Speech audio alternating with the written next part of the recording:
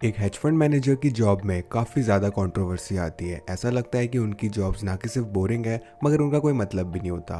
वो जनरली हर हफ्ते 80 से 100 घंटे काम करते हैं, कई दशकों तक, ताकि अपने क्लाइंट्स को अमीर बना सके। और उसके बाद लोग कहते हैं कि वो मैनिपुलेट करते हैं, इसी की वजह से कोई भी उन्हें पसंद नहीं करता।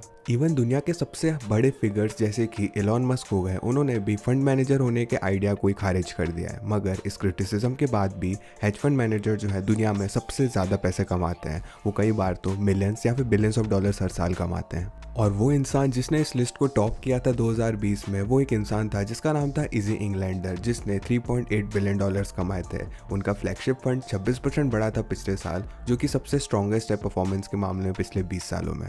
इसी तरह से जो इस लिस्ट पे सेकंड नंबर पे आए थे वो है फेमस जिम साइमंस, जिन्होंने 2.6 बिलियन डॉलर्स कमाए। तो जान लेते हैं किस तरह से आइजी इंग्लैंडर ने सबसे ज़्यादा आइकॉनिक मैनेजर्स को भी बीट कर दिया पूरी दुनिया में, और दुनिया के सबसे highest paid hedge fund manager बने।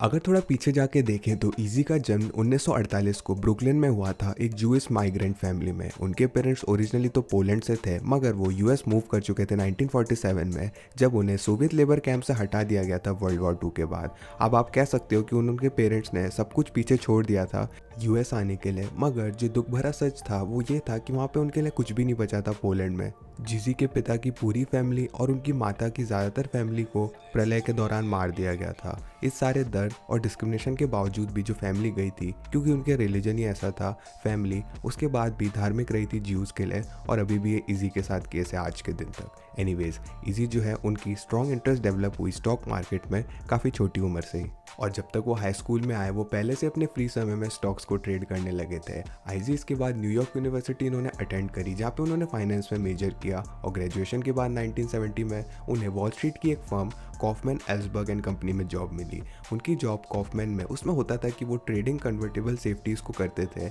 और ऑप्शंस को, क्योंकि वो नए फाइनेंशियल इंस्ट्रूमेंट्स थे उस समय।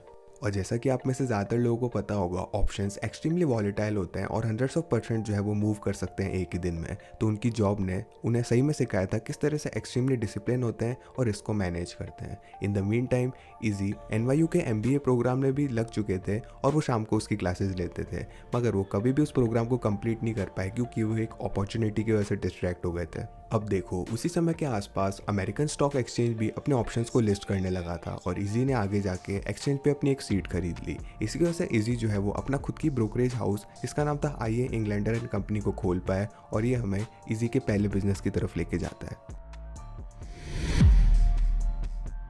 आईए इंग्लैंडर एंड कंपनी एक सिंपल ब्रोकरेज थी जो कि कस्टमर्स को स्टॉक्स और बॉन्ड्स को खरीदने और बेचने में मदद करती थी। हालांकि ये कुछ भी ग्राउंड ब्रेकिंग नहीं था, मगर कंपनी प्रॉफिटेबल थी और एक्चुअली आज के दिन तक चल रही है। आईजी हालांकि वो अभी भी स्टेक होल्ड करते हैं कंपनी में, मगर डे टू डे ऑपरेशंस में इन्वॉल्व नहीं है वो। एनीवेज, इस कंपनी को कई सालों तक चलाने के बाद इजी ने आगे जाके एक इन्वेस्टमेंट फर्म की शुरुआत करी, जिसका नाम था जेमी सिक्योरिटीज एंड कंपनी, एक इंसान के साथ जिसका नाम था जॉन मुलरन जूनियर, इन 1985। मगर ये बिजनेस पहले बिजनेस की तरह स्मूथ नहीं था। शुरुआत में तो ऐसा लग रहा था चीज़ें सारी अच्छी तरह से जा रही है, और क्योंकि बेल्सबर्ग फैमिली ने भी 75 मिलियन डॉलर्स इन्वेस्ट कर दिए थे कंपनी में। दिक्कत यहाँ पे ये थी कि जॉन का पास्ट थोड़ा सा डार्क था, जिसकी वजह से उन्हें हॉन्ट करने आ चुका था वापस से वो।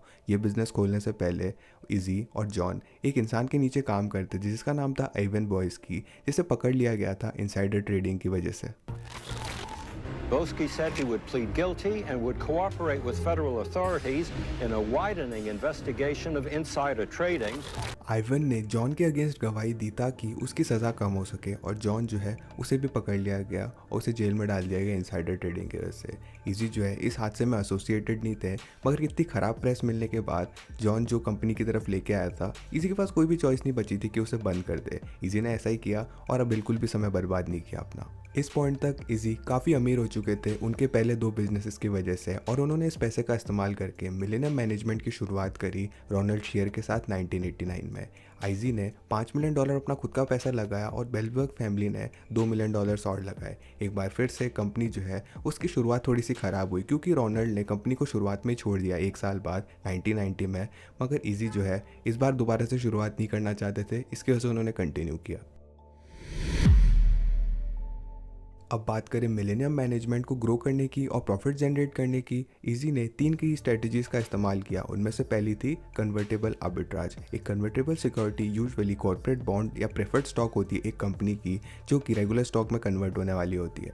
कन्वर्टेबल आर्बिट्राज के साथ फंड मैनेजर जो है डिस्पेरेंसी ढूंढते हैं प्राइस में कन्वर्टेबल सिक्योरिटीज और कॉमन स्टॉक के बीच। फॉर एग्जाम्पल, मान लो टेस्ला का प्रेफर्ड स्टॉक $1000 पे ट्रेड कर रहा है, वहीं पे कॉमन स्टॉक $1005 पे ट्रेड कर रहा है। आइडिया ये है कि गैप क्लोज होगा और दोनों सिक्योरिटीज इवेंचुअली सेम प्राइस पे ट्रेड करेंगी। ऐसे सिनेरियो में जो फंड मैनेजर है वो प्रेफर्ड स्टॉक को $1000 में खरीदेगा और कॉमन स्टॉक को $1005 में बेचेगा। अगर आप ध्यान से देखो तो आप नोटिस करोगे कि मैनेजर के पास इसकी वजह से कोई भी डायरेक्शनल बायस नहीं बचता। अब ये मायने नहीं रखता कि टेस्ला डबल भी हो जाती है टुमारो या फिर क्रैश भी हो जाती है कल को। जब तक कि डिस्पेरेंसी प्रेफर्ड और कॉमन स्टॉक के बीच में $5 की रहेगी, मैनेजर कोई भी पैसा नहीं गंवा पाएगा। और डायरेक्शनल बायस को एलिमिनेट करने से मैनेजर जो है वो आराम से रिस्क को कम कर लेते हैं। इसका मतलब ये है कि वहाँ पे कोई भी रिस्क नहीं है। अगर डिस्पेरेंसी जो है दोनों सिक्योरिटीज़ के बीच में वो बढ़ती है तो आप पैसा गंवाने लग जाते हो, क्योंकि आप दोनों तरफ से पैसा गंवा रहे हो।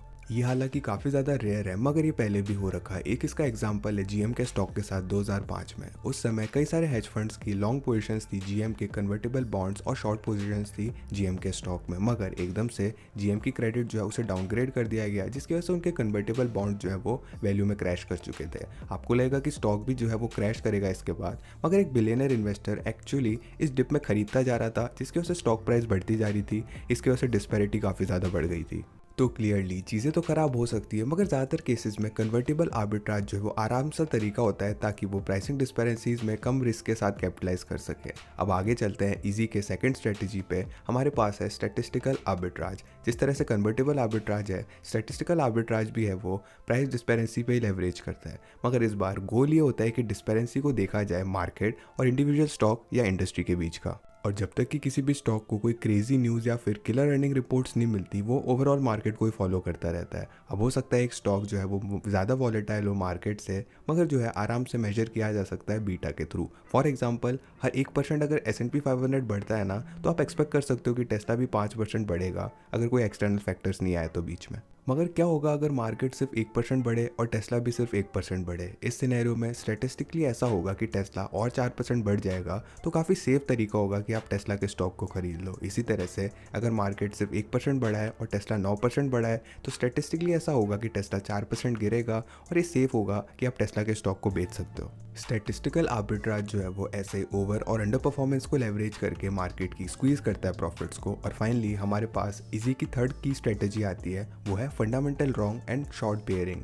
ये रियली ब्रेड और बटर होती है सारे हेज फंड्स की। आप आगे जाके कुछ स्टॉक्स को खरीदते हो और कुछ स्टॉक्स को बेचते हो एक ही साथ, ताकि आप ओवरऑल एक्सपोजर जो है अपनी मार्केट में कम कर सको। कुछ फंड्स न्यूट्रल स्ट्रेटजीज का भी इस्तेमाल करते हैं, जहाँ पे इक्वल अमाउंट होता है उनके पास लॉन्ग और शॉर्ट पोजीशंस में। वहीं पे कुछ बाकी के फंड्स लॉन्ग बायसेस का इस्तेमाल करते हैं, जिसका मतलब ये है कि लॉन्ग पोजीशंस उसके पास ज़्यादा होती है। यहाँ पे कोई भी चीज़ यूनिक या स्पेशल नहीं है इस स्ट्रेटजी की, मगर क्योंकि एक हेज फंड्स है, इसी कई बार इस स्ट्रेटजी को भी इस्तेमाल कर लेते हैं।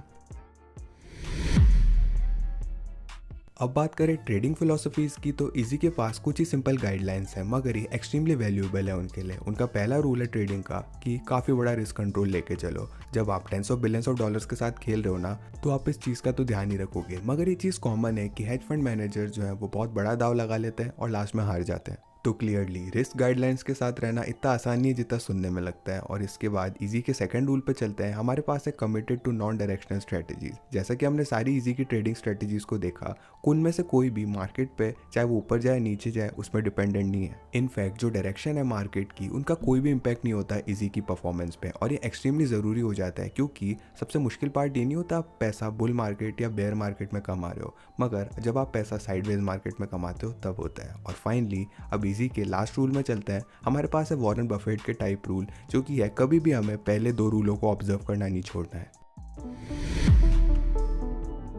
इन स्ट्रेटजीज और फिलोसफीज़ को 30 सालों तक लगाने के बाद ही मिलेनियम मैनेजमेंट जो है वो $35 मिलियन से, जो कि 1989 में था, $57 बिलियन के एसेट मैनेज कर रहा है आज, जिसकी वजह से वो सबसे बड़े हेज फंड्स हो जाते हैं पूरी दुनिया में। वो करंटली 200 अलग अलग इन्वेस्टमेंट टीम्स को ऑपरेट करते हैं और 2800 लोग को एम्प्लॉयमेंट देते हैं। अगर आप सोच रहे हो कि अगर आपको यहाँ पे जॉब चाहिए, तो आपको एक्सट्रीमली टफ होना पड़ेगा, क्योंकि एम्प्लॉयमेंट और कॉम्पनसेशन जो है वो क्वार्टरली परफॉर्मेंस पे डिपेंड करता है स्ट्रिक्टली। मिलेनियम मैनेजमेंट के साथ ही जो बची हुई वॉल स्ट्रीट है है उन्हें काफ़ी ज़्यादा क्रिटिसिज्म मिलता है इन हाई प्रेशर काम इनके इन्वायरमेंट्स को लेके, मगर किस तरह से भी मीडिया उन्हें दिखाती हो, लोग जो है वो कंटिन्यूसली इन कंपनीज़ की तरफ जाते हैं क्योंकि उनका पोटेंशियल पैसे कमाने का काफ़ी ज़्यादा है। अब इजी इंग्लैंडर की बात करें आज, तो उन्होंने काफ़ी ज़्यादा अपना एफर्ट लगा दिया है ज्यूइश कम्युनिटी को सपोर्ट करने के लिए जितना वो कर सकें। 2006 से ही इंग्लैंडर फाउंडेशन ने $20 मिलियन डोनेट कर दिए, जिसमें से ज़्यादातर ज्यूइश स्कूल्स और ऑर्गेनाइजेशंस को गए हैं। वो बिल्कुल भी नहीं शर्माते खुद में पैसा खर्च करने के लिए। 2014 में फॉर एग्जांपल उन्होंने डुप्लेक्स खरीदा था न्यूयॉर्क के पार्क एवेन्यू में $71.3 मिलियन में, जो कि रिकॉर्ड प्राइस है मैनहट्टन कंपनी के लिए। और दिन के आखिर में इजी की ज़िंदगी हेज फंड के स्टीरियोटाइप को बिल्कुल अच्छे से मैच करती है। उन्होंने ज़िंदगी में काफ़ी सारा पैसा कमा लिया म्यूनिसिपल प्राइस डिस्पेरेंसीज जो मार्केट में चलती थी उसका फ़ायदा लेके, और हालांकि इतना सारा पैसा कमाया, ये चीज़ तो क्लियर नहीं है उनकी कि किस तरह से उनका इम्पैक्ट पड़ा मिलेनियम में पूरी दुनिया में। मगर आप आर्ग्यू कर सकते हो कि इजी जो है वो जीरो सम गेम में एक्सपर्ट है, मगर वो किसी भी तरह की रियल वैल्यू क्रिएट नहीं कर रहे। जो भी है, जितने भी क्रिटिक्स मिले उन्हें, ऐसा लगता है कि इजी जो है अपनी ज़िंदगी को एंजॉय कर रहे हैं, और ये चीज़ सही है क्योंकि दिन के आखिर में यही चीज़ मैटर करती है। क्या आप लोग एक हेज फंड मैनेजर बनने का कंसिडर करोगे? कमेंट करके ज़रूर बताना। साथ साथ वीडियो को लाइक कीजिएगा अगर आप विश करते हो कि आपकी भी $1 बिलियन की सैलरी हो जाए, और ऑफ कोर्स हमारी डिस्कॉर्ड कम्युनिटी को ज्वाइन कीजिएगा फ्यूचर वीडियो आइडियाज़ देने के लिए, और चैनल को सब्सक्राइब कीजिएगा बाकी क्वेश्चंस लॉजिकली आंसर देखने के लिए। मैं था चिरंजीव, मैं मिलता हूँ आपसे अगली वीडियो में।